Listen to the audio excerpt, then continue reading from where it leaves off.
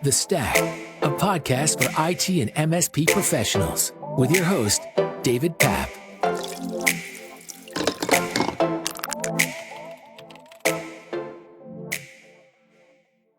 Welcome to the MSP Stack Podcast. I'm David Papp. Calvin, the CTO with F12, joins us today.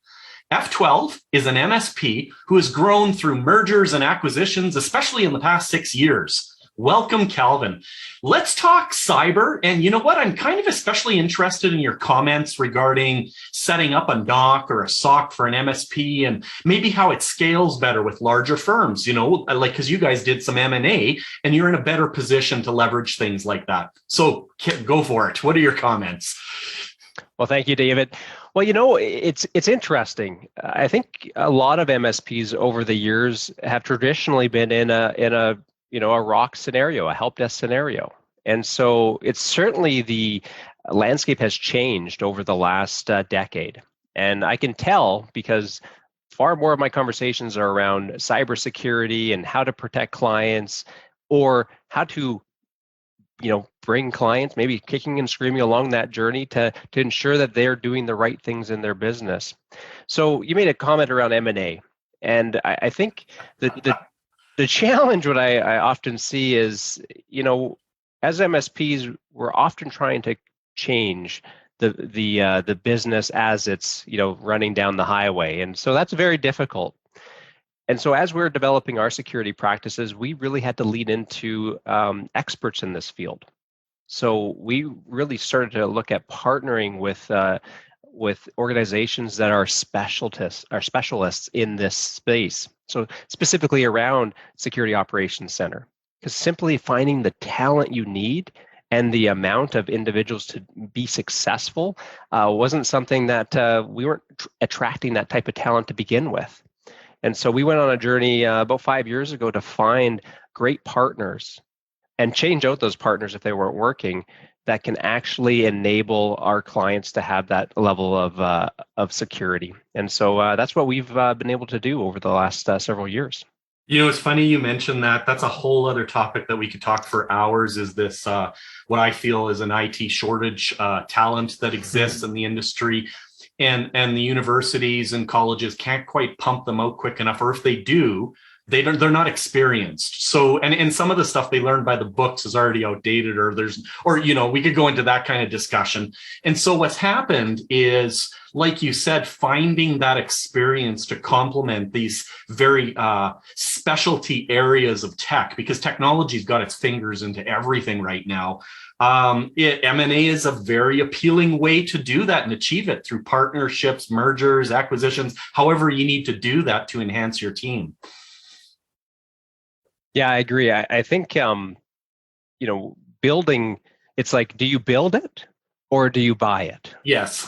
And so, it's finding that kind of moment of where does it make sense? And at a certain point, absolutely, do I see ourselves in the future having our own security operations center? Quite possibly.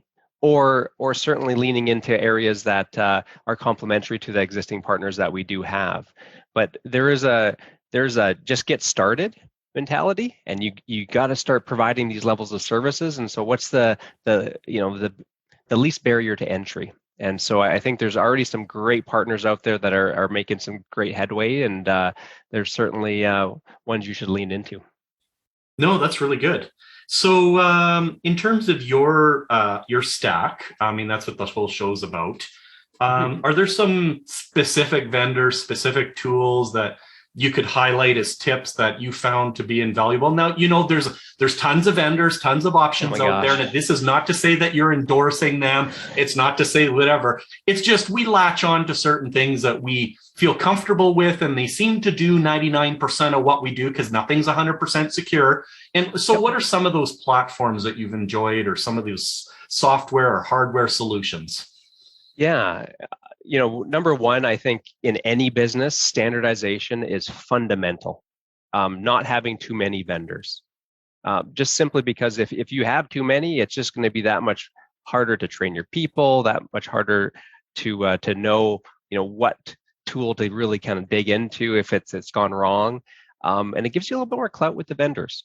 And so what we found is we've leaned into obviously our partnership with Microsoft, but in the security stack specifically, WatchGuard has been our predominant force in terms of a vendor around security. That's really around the firewall, the multi-factor authentication, and recently their endpoint protection, their EPDR. So this is really around a zero trust endpoint protection that really elevates the game, I think, on protecting those endpoints. But we have a collection of other tools specifically around visibility. So ensuring that we have visibility across the network, not just talking about patching. Like, every RMM out there, there's a plethora. We lean into the enable stack just simply because of the size. We found that they're really great at the scalability. But looking at tools such as Cyber CNS, it's a great vulnerability management tool. They just recently released third-party patch management as well, which I'm pretty excited about as my team is. And then going into an MDR, so that managed detection and response. And that's where we see Blackpoint Cyber has really come to the table. They have a great pedigree of individuals that work there. And that's really the hands-on keyboard 24/7. And I think that's a powerful aspect to keep those clients protected, because as we know, those nefarious actors aren't doing it during business hours. They're doing it in the wee hours of the night. So.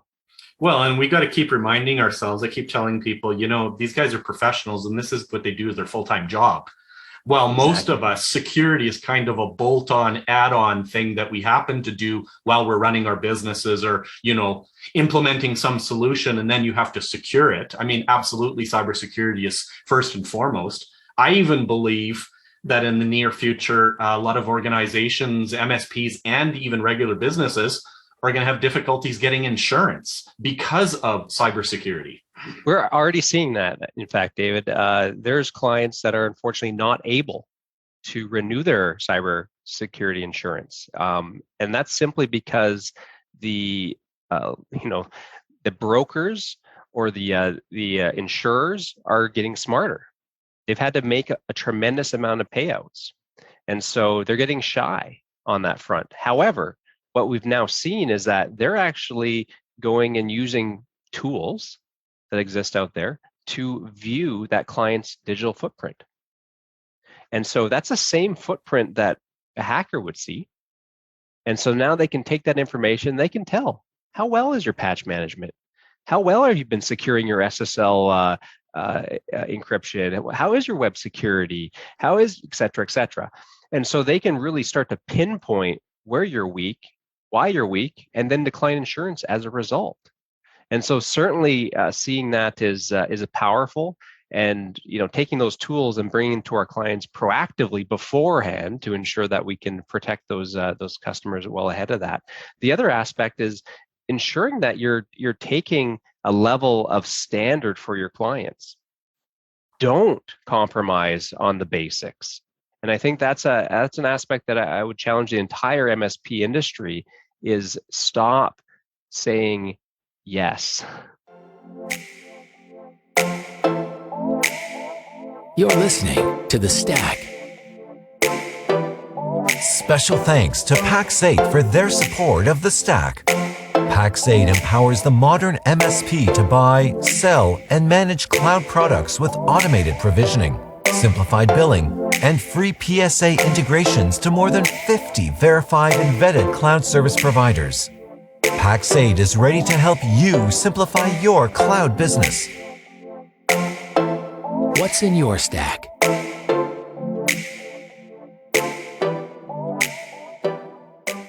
The problem I have with that is that as a general rule, techs, as we call a lot of us, are not really good at the sales side.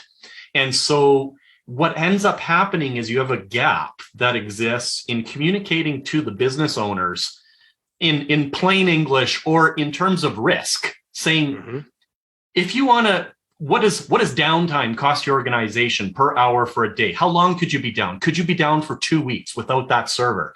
And then they start thinking about it going, geez, you know what? Maybe not. And then I say, is that worth $10,000 to fix that. Is that worth $20,000? And at some point with risk management, they go, you know what, we should do something about this, whether that we amortize these costs over a period of time, whether it's a project that needs to be done right now. And that's something that doesn't happen. Instead, it's a lot of, well, you have to have anti-X software and you have to, don't click on those attachments and open those, click on those links and blah, blah, blah. But, nothing's 100% secure. Somebody is eventually going to hit by ransomware or plug in a USB stick that they shouldn't have. Though, as you pointed out earlier, we are moving as much as possible to a zero trust model. That's hard for a lot of people to accept and get used to, but I think that it is the right thing to do, especially when you run software heuristics that are smart and can recognize what the typical program profiles and footprints look like, and then prompt you when something new springs up that doesn't fit the profile. So have you rolled out zero trust in general throughout, or are you getting some resistance there? No, we've just kicked it off. In fact, when we do any kind of changing in our technology stack, especially on the security side, we actually leverage third-party vendors to come in and test the stack. It's a very important. So we went through several rounds of penetration testing to validate that one is the endpoint protection, is the MDR, are all those working as they should, and are they able to react fast enough? So I was proud to see that within seconds, our MDR through Blackpoint was able to jump on it. And in fact, we had to turn off the zero trust component of the endpoint protection just so that it could break out and so they could see what they needed to see. So from that perspective, it works really well. And there's still false positives. This is it's not a perfect solution, but it's far less noise than I've ever seen in any other product that we've tested. So we've rolled out to over 10,000 endpoints and growing. So that's been very successful. But one thread I want to just quickly pull on is there, for most of the basic security aspects, those are very low barriers to entry. Like they're small incremental costs for a client. And so we're not talking about a large capital investment in many cases, not until you get into some of the more advanced things. But let's just make sure we get the basics done. And I would say, well, yes, we came from all tech backgrounds. I would say everybody's in sales. And I say that simply because as a trusted advisor to a client that has knowledge, you have seen the result of clients not making the right decision, making the wrong choice, and then holding your feet to the fire because you let them make the wrong decision. And I'm tired of that conversation. I'm tired of us not holding accountability. And that's a hard conversation to have, right? Yeah. Because they believe that you've come to them with something that was valid, but you didn't maybe advocate hard enough. And so taking the choice away from the client is what we need to start to do. And I think it's coming. It's coming faster than you think. I think on that note, though, that a lot of it can be done through a combination of automated and manual reviews on whether it's a monthly, quarterly, annual basis. Like you even alluded there, oh my gosh, you actually tested your cybersecurity software to see how it would behave. How many organizations don't even test? They don't even know whether the backups they're doing are valid.